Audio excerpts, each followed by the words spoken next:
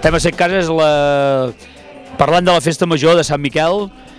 Creiem que l'acceptació de gent ha sigut bastant important per ser un dia de vaga i un dimecres, que és entre setmana. El temps ens ha acompanyat moltíssim. La gent, en èpoques com aquestes que estem passant de crisi, s'ha comportat bé i esperem que s'ho hagin passat bé, que hagin disfrutat i que l'any que ve els tornem a esperar i que sàpiguen que nosaltres sempre ho intentem celebrar el dia que toca a la festa del patró.